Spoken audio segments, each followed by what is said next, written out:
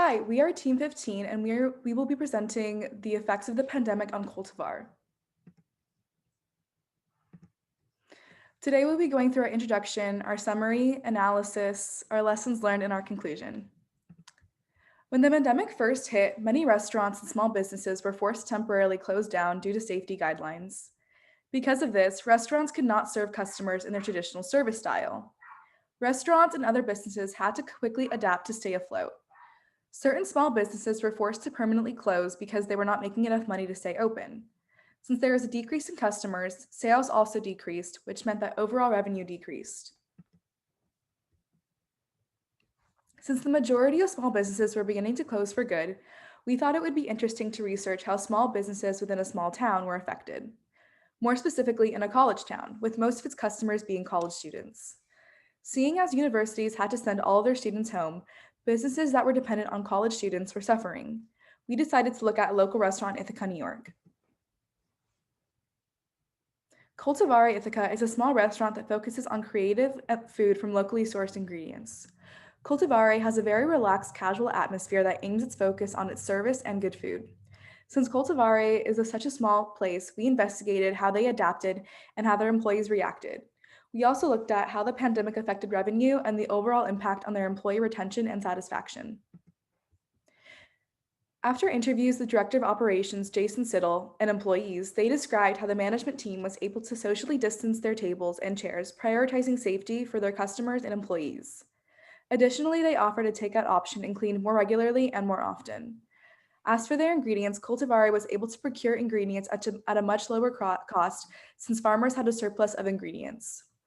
With a lower food cost, this meant a higher markup for their dishes. This proved to be very successful for the restaurant since this actually increased their revenue since there was an increase of customers. And now I will pass it on to Chloe, who will go into depth on their management. Thank you so much, Alex. After discussing with the Director of Operations, Jason Seidel, we really got the understanding that for him, a company is only as good as its leaders. He wanted to emphasize that he couldn't do it without his team. His team included himself, of course, Director of Operations, his hospitality programs chair, the executive chef, the culinary arts program chair, the sous chef, and the wine marketing instructor. Unfortunately, when the COVID pandemic hit, they had to release their front office staff, but they didn't do it without considering them. They wanted to make sure that they got a loan from the government, so they make sure that they pay them off, they compensate them, and it's their moral responsibility, not just to their employees, but to society. This is a complete shift of the hospitality perspective. Another shift was the fact that they went from completely dine in to a majority takeout setting. This required a very effective and efficient move on the management team. Now I'm going to be turning it over to Narissa to discuss the analysis. Thank you, Chloe. So now we're going to share our analysis on how self-serving bias, victim blaming, job performance, and job enlargement relate to Cultivare. Cultivare has taught us the value of not partaking in self-serving bias. As the definition states, self-serving bias is when one analyzes their own behavior leading to a negative outcome and attributes it to a situational factor and not themselves. When Cultivare was forced to close, the restaurant did not delay or get stuck in blaming situational factors, but rather they accepted the reality of their situation and were quick to create a plan of action. Not only did Cultivare not succumb to self-serving bias, but they also did not partake in victim blaming. As the definition states, victim blaming is a phenomenon in which victims of tragedies are held accountable for what happened to them. For instance, a neighboring restaurant could have had an outbreak, and other eateries could have thought it's this food establishment's fault for not taking the right precautions. Fortunately, this is not the mentality Cultivare had. They did not have a COVID scare because they implemented the strict safety policies. The three factors that lead to better job performance in a company are finding meaningfulness at work, being responsible for the outcome, and having knowledge of the results. Cultivare facilitated job satisfaction by communicating strategic goals for how to react to the pandemic and allowed space for employees to voice their ideas. Due to the restaurant's teaching structure, employees have high autonomy and creative freedom in the back of the house. Lastly, Cultivare had a large horizontal growth in the number of activities employees were required to do in in accordance with the CDC guidelines. These activities were cleaning the entire facility in the morning, cleaning again before service, and sanitizing between service every 30 to 40 minutes. Now I will be passing it over to Holly, who will discuss the lessons we learned. Thanks, Marissa. Cultivari was very successful during the pandemic, so our group chose to focus more on the lessons which can be learned rather than making recommendations. These are some of the most valuable lessons which can be taken from Cultivari's management team. Cultivari was only closed for 2 days when the lockdown occurred. Having a leadership team with strong critical thinking skills and a dedication to work hard is one of the biggest lessons which can be learned by other managers in the industry. The sanitation procedures were boosted to cleaning all surfaces every 30 minutes.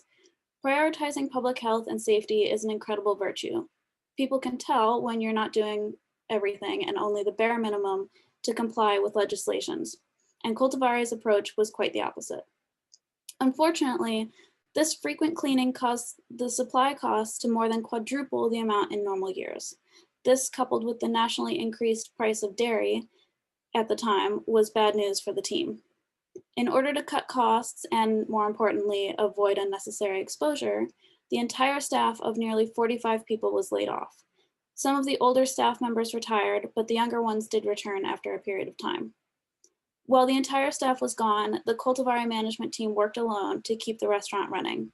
It only worked because they were in a touchless setting and the customers never needed or wanted to interact with someone. So only a single person was really needed to work in the front of house. The team's dedication to the work and to each other is clear to see. After all this difficulty and uncertainty and high expenses, their work paid off. Cultivari's revenue increased by 6.7% compared to this time last year. Now on to the conclusion with Rachel. Okay, thank you, Holly. So I'm going to be touching on our conclusion and some of the limitations and what some of our main takeaways are. Starting off, our group identified two main limitations we faced when conducting our research. While in a normal year, it would have been easy for us all to meet up in Statler, this year has definitely changed the way we all approach group projects. With some team members in different time zones and different locations, it definitely limited our meeting time. Luckily, all team members were accommodating and we were able to find times that worked for everyone. Another limitation we encountered happened during our first meeting with Jason Seidel. Halfway through the meeting, he cut out and we were unable to complete our meetings and ask any remaining questions we had. Unfortunately, that day, Cote d'Ivoire's internet had gone out and we were unable to ask any questions we had left. Thankfully, Mr. Sido got promptly back to us and we scheduled another meeting. Internet connectivity issues are a limitation that can randomly happen and are hard to prevent. However, the best thing we could do is anticipate for them and be flexible if they do happen. So one of our main takeaways from our research is that in any business, you have to be flexible and prepared for any situation.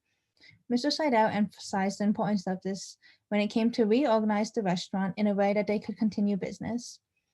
When the dining rooms reopened, they implemented multiple precautions and cleaning protocols to keep not only guests, but the staff safe. Because the team kept an open mind, they were able to not even lose a single day of business.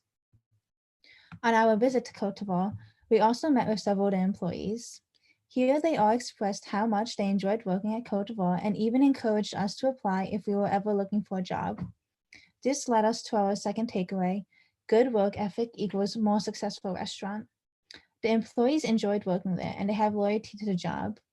This was extremely prevalent to us when we discovered most of them had been laid off for a short period of time. However, when offered their job back, they all came back, most of them. Cote d'Ivoire demonstrated to us the importance of your employees and their commitment to the job. While most restaurants around the country had to shut down as a result of the pandemic, Sido is almost hesitant to say that the overall impact on the restaurant has been a positive one. They didn't miss a single day of business and have been at full capacity since reopening their socially distanced dining area. They're even forecasting to beat their numbers from last year and are looking to expand the restaurant. Cote d'Ivoire demonstrated to us that even in the most unfavorable circumstances, there's always going to be someone who's still working hard and managing to build their business. In conclusion, we just wanted to thank the Cote d'Ivoire staff and Jason Sido for their time